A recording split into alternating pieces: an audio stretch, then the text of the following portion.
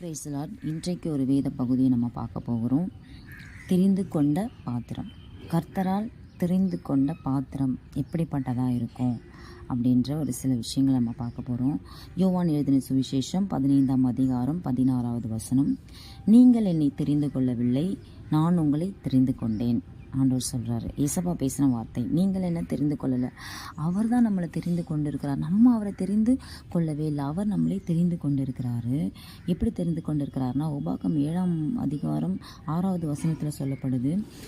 கர்த்தர் உன்னை தமக்கு சொந்தமாக இருக்கும்படி என்ன பண்ணாராம், தெரிந்து கொண்டார். நம்மளை ஒரு சொந்தமாக, ஒரு உறவினரை போல நம்மளை என்ன பண்ணுறாராம், அவரை நமக்கு சொந்தமாக இருக்கும்படி அவர் நம்மளை தெரிந்து கொண்டு இருக்கிறார். ஒரு 2 பேரை குறித்து நம்ம இன்றைக்கி பார்க்க போகிறோம். ஒன்று ஊழியத்தின் பாதையில், இன்னொன்று கர்த்தரை முழுமையாக அறிய முடியாத இருந்த ஒரு மனுஷனை குறித்து நம்ம பார்க்க போகிறோம். பாருங்கள், ஆரோனை குறித்து பார்க்க போகிறோம். அவரை குறித்து அநேக முறுமுறுப்புகள், அநேக விரோதமான காரியங்கள் எழும்பிச்சு. அப்போ கர்த்தர் மோசையை கொண்டு வந்து ஒரு காரியங்களை செய்ய வைக்கிறாரு. என்ன பண்ணு, ஒரு 12 கோள்களை தெரிந்து கொள்ளு, அதில் ஒரே ஒரு கோளில் என்ன பண்ணு, ஆரோனுடைய பெயரை நீ எழுதி சாட்சியின் பெட்டிக்கு முன்பதாக அதை வெயி அப்படின்னு ஆண்டவர் சொல்கிறார்.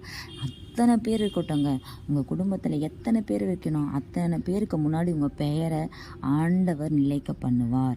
அது தெரிந்து கொள்ளப்பட்டவனுடைய கோல். அவனுடைய கோல் ஆண்டவர் என்ன செய்கிறார் பாருங்களேன். அப்பொழுது என்னாகமம் 17ஆம் அதிகாரம் 5வது வசனம். அப்பொழுது நான் தெரிந்து கொள்ளுகிறவனுடைய கோல் துளிர்க்கும். இப்படி இஸ்ரவேல் புத்திரர் உங்களுக்கு விரோதமாய் முறுமுறுக்கிற அவர்கள் முறுமுறுப்பை என்னை விட்டு ஒழிய பண்ணுவேன். ஆமென், அல்லேலூயா. பாருங்களேன், உங்களுடைய கோலை ஆண்டவன் துளிர்க்க செய்வார். ஒரே இரவில் அந்த கோல் பூ பூத்து காய் காய்த்து வாதுமை பழங்கள் என்ன பண்ணுச்சான், அது கொடுத்துச்சான். எவ்வளோ பெரிய ஒரு விஷயம். ஒரே இரவில் ஒரு காய்ந்த கோல் துளிர்க்க முடியுமா? துளிர்க்க முடியாது. ஆனால் என் தேவன் நினைச்சால், என் தேவன் தெரிந்து கொண்டால், உங்களுடைய வாழ்க்கையை கர்த்தர் துளிர்க்க செய்யணும்னா, ஆண்டவனுடைய வாழ்க்கையை துளிர்க்க செய்யணும்னா அது அவருடைய கருத்தில் மட்டும்தான் இருக்குதா. ஏன்னா அவர் தெரிந்து கொள்ளப்பட்ட பாத்திரமாய் நம்ம காணப்படணும். அல்லேலூயா. தெரிந்து கொண்டால் மட்டுமே தான் அந்த பாத்திரம் துளிர்க்க முடியுமே. அழைக்கப்பட்டவர்களோ அநேகர், தெரிந்து கொள்ளப்பட்டவர்களோ சிலர் என்று வேதத்தில் சொல்லப்படுகிறது. அதே போல் தெரிந்து கொள்ளப்பட்டவர்களாகிய நீங்களும் நானும் உங்களுடைய கோலை கர்த்தர் கண்டிப்பாக துளிர்க்க செய்வோம். உங்களுடைய வாழ்க்கையில் ஒரு துளிரை கர்த்தர் செயல்படுத்துவார், துளிர வைப்பார். ஊழியத்தின் பாதையிலாக இருக்கட்டும், கடினமான ஊழியத்திலாக இருக்கட்டும். ஆரோனுடைய ஊழியம் கடினமான ஊழியமாக இருந்துச்சு. அவனுடைய கோலை கர்த்தர் துளிர்க்க செய்தார். உங்களுடைய வாழ்க்கையில் வேலைத்துறையிலையாக இருக்கட்டும், அவமானப்பட்ட இடத்துலையாக இருக்கட்டும், உங்கள் வாழ்க்கையை கர்த்தர் என்ன பண்ண போறார், இன்னைக்கு துளிர் செய்ய போகிறார். அல்லேலூயா. இங்க பாருங்க, கிறிஸ்தவர்களை துன்பப்படுத்தின ஒரு மனுஷனுடைய வாழ்க்கை எப்படிப்பட்டதா இருந்துச்சு. அவனுடைய பெயரை கர்த்தர் மாற்றினார். சவுல் எனப்பட்ட ஒரு மனுஷன், எல்லாருக்கும் தெரிஞ்ச ஒன்று தாங்க. சவுல் எனப்பட்ட ஒரு மனுஷங்க, அவர் எப்படிப்பட்டவராக இருந்தார். எல்லா ஜனங்களுக்கும் கிறிஸ்தவர்களை துன்பப்படுத்திட்டு இருந்தான். ஆண்டவர், நீ துன்பப்படுத்துகிற கர்த்தர் நானுப்பா, நீ துன்பப்படுத்துகிற ஏசு நானுன்னு சொல்லி அவனை தெரிந்து கொள்ளுகிறார். பாருங்க வசனம், அப்போஸ்தலர் 9:15. அதற்கு கர்த்தர், நீ போ, அவன் புறஜாதிகளுக்கும் இஸ்ரவேல் புத்திரருக்கும் என்னுடைய நாமத்தை அறிவிக்கிறதற்காக நான் தெரிந்து கொண்ட பாத்திரமா இருக்கிறான். அல்லேலூயா. அவனை குறித்து அனனியா சொல்றாரு, ஆண்டவரே, இவன் கிறிஸ்தவர்களை துன்பப்படுத்தினவன், இவனை போய் நீங்கள் ஆவியானவருடைய அபிஷேகத்தை கொடுக்க சொல்றீங்களே அப்படின்னு சொல்லி அவர் கேட்குறாரு.